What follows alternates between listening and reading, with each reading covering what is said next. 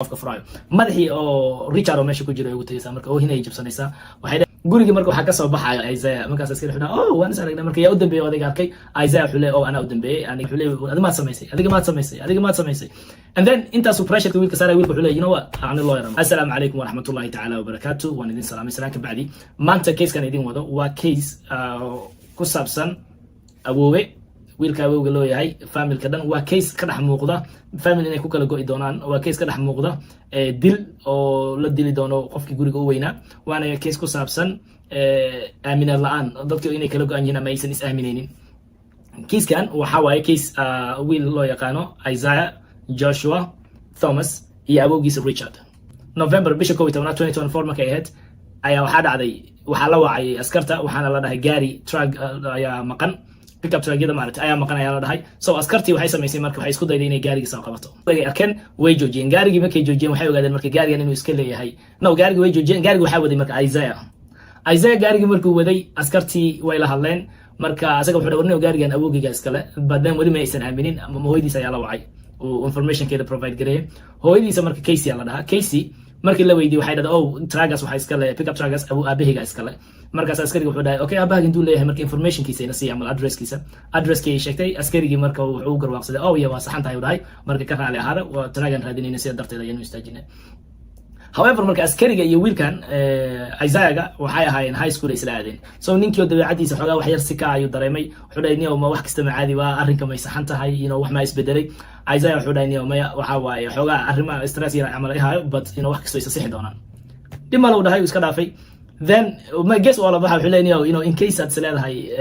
camera xitaa waan ka damina inta dabto outside of the camera ila hadashid great still waan wada hadli karnaa bas waxa dhacaysa marka laba saac kadib waxa askarta la wacaya waxaana wacayso Kim oo ah Richard walaashiisa waxayna leedahay war walaalkii hadalkiisa maanan maqlin wuxuu ugu dhahay waxaan aadaa fishing laakiin ilaa hadda hadalkiisa ma hay marka missing person ahaan ayay u soo sheegaysaa askartii markay guriga aado gurigi waxay ugu tagaysaa marka family dhan wada joogo odayga gabdhihi wada dhala wada joogan iyo odayadoodii ama raggii ay xiriirka wada lahaayeen gurigi marka waxa ka soo baxayo Isaiah markaas askari xuna waan isaragna marka yaa u dambeeyay odayga arkay Isaiah xulay ana u dambeeyay aniga waxaan arkay maalin ama laba maalin ka hor marka Sunday ahead marka adimkii la xisaabay waxa la okay Friday gaabtay ugu dambeysay dhahay qof ayuuna la hadlayo halkaas u taagnaa bas marka aabihi iyo dadkii Isaiah dhahniyo markii hadalka xogaa yar lagu wadwaday ninkan waa xanaaqay wuxuu dhahay anina hadal marray waa cabo isgalay marka aan taab soo istaagay then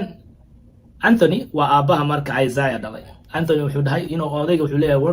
workshopkiisa ugu tagno oo gaarigii maxas ku asaga ayaa sameeyay asaga ayaa dilay hala baaro hala fiir meeshii aadaan meeshii markay saa u tagaan waxay ugu tagayaan marka bacab meesha guriga meesha bacba taalo bacdi waxa kala furayso odaygii gabdhihiisa mid kamid ah waxay arkaysaa madaxii oo meesha ku dhex jiro I think walaashiisa waa qofka furaayo madaxii oo Richard oo meesha ku jiro ay ugu tagaysaa marka oo hinay jabsanaysaa waxay leedahay war asaas sameeyay asaga qaladka iska leh already waxay bilaabaysaa askariga marka uu la socday marka dhinaca kale la soo fiirina waxay leedahay asaga ayaa sameeyay asaga ayaa dilay hala baaro hala fiiriyo markaas askari wuxuu leeyahay conclusion-ka yan ku boodin at least aan xogaa u yarkaadino may waan ogahay qofkii sameeyay asaana dilay way leedahay Richard bas family member-da waxay bilaabeen inay farta ku fiiqaan Isaiah hatta abihiisa Richard wuxuu leeyahay I have to go and confront him abi marka gaarigiisa soo qaadan intuu sii socday askarta dispatch askariga iyo deputy meesha jooga dispatch-ka waxa uu dhahay intaysan odayga halka gaarin wax ka dhicin at least ka hortaga oo san xalku qaboojisiin meeshii askar ay imaanayso guriga hore askariga marka odaygii markaas uu imaanaa Richard-ki wiilkooga ma wuxuu leeyahay adiga maad samaysay and then intaas pressure-ka wiilka saaray wiilku wuxuu leeyahay what aan loo yaran u baahnaa inaan loo marabin bas askarta marka intii markii guriga kale la aadin oo museyga madaxiisa la soo arkin Casey oo Isaiah hooyadiisa askariga waxay ku leedahay gaariga ka soo baxay wiilkayga xir marka askariga waxay isku qabanayaan aabiyo hadda weydiinayo trip hore markay baxayeen hooyadii weydiinayso waxyaalaha iskugu imaanayo waxay leeyihiin ama arrinkan ay ka weyn tahay qofkan kiligii oo waalidkii xitaa loo ogyahay bas askarigii markay adiga xogtii la ogaaday jirkii markay qayb kamidna waa la duugay oo backyardka lagu duugay marka odayga Richard gabdhihiisa mid kamid ah saaxiibkeeda ay gaari la gala wuxuu leeyahay wiilkaas maalmahan dhan si kale u dhaqmaayay asaga dhan maabka ka qaldanaa waxaan u maleynaa inuu odayga asaga dilay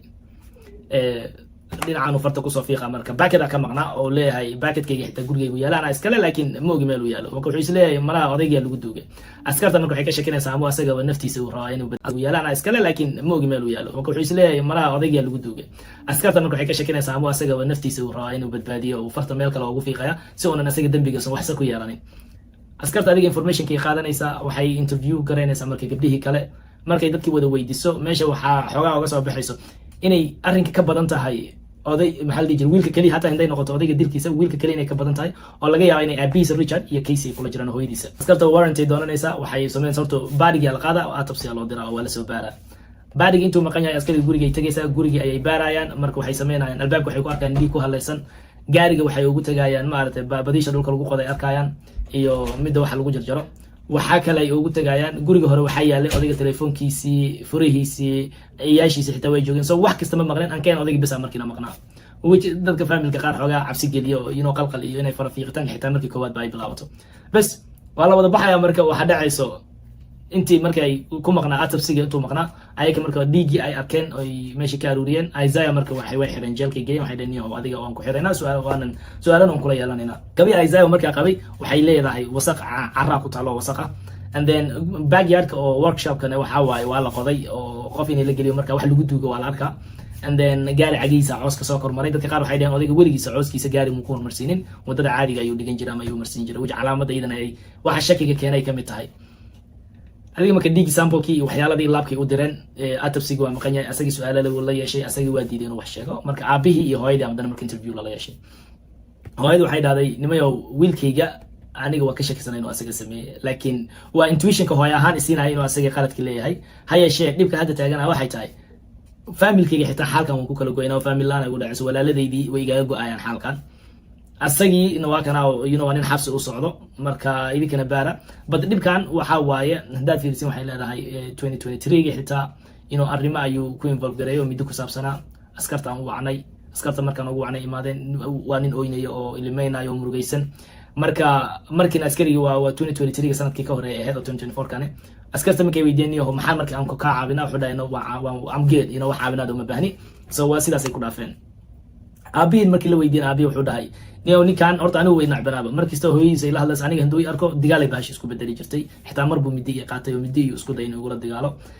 ninkan marka dhibaatada haysta waxay tahay maadaama uu banooni ciyaari jiro uu ku fiicnaa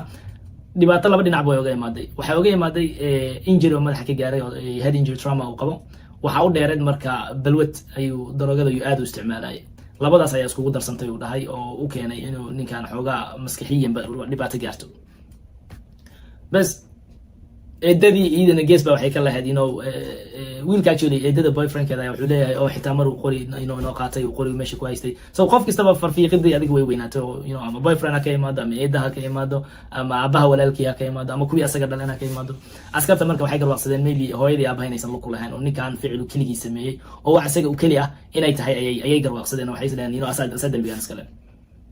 asagii waa diideen oo hadlo wuxuu dhahay aan lawyer la-aan ma hadlaay way xireen marka so u xirnaa laba bil marka atapsiga ayaa soo laabtay atapsiga waxay sheegtay marka in ay dhunta midi laga geliyay oo mididii ay sababtay Richard ayaa midida la gelina dhunta midi laga geliyay oo mididaas ay sababtay inuu dhiig badan ka dhamo inuu dhiig baxo and then madaxana uu dhiig ugu shumo intaas ba ay dhibaato soo keento oo kuwa uu dhintay midida darteeda ayuu u dhintay ay atapsiga soo saareen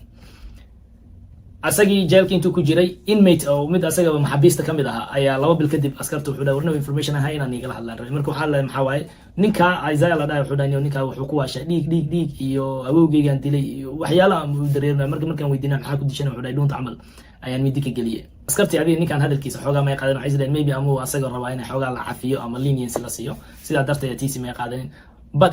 waqtiyada kadib ayaa Isaiah wuxuu dhahay aniga dambiga inaan qartaan raba waa sax awowgeyga anaa dilay bes asagii marka waxaa lagu xukumay second degree murder iyo unlawful oo inuu u qariyay ama jir bini'aadan uu dispose gareeyay asagoonan sharci u lahayn maxkamadii marka waxay ku xukuntay lagu xukumay 20 sano ka badan oo xiriga waxaa lagu xukumay familka intii farta ku fiiqaysay inuusan la yeelan karin wax communication ama uusan u dhawaani karin waxaa kaloo lagu xukumay inuu caawinaad maskaxiyana oo daawo ah uu raadsan doono una qaadan doono marka historiga sidaasay ku dhamaatay waxaan idin rajeynayaa khayr badan assalaamu calaykum waraxmatullaahi wabarakaatu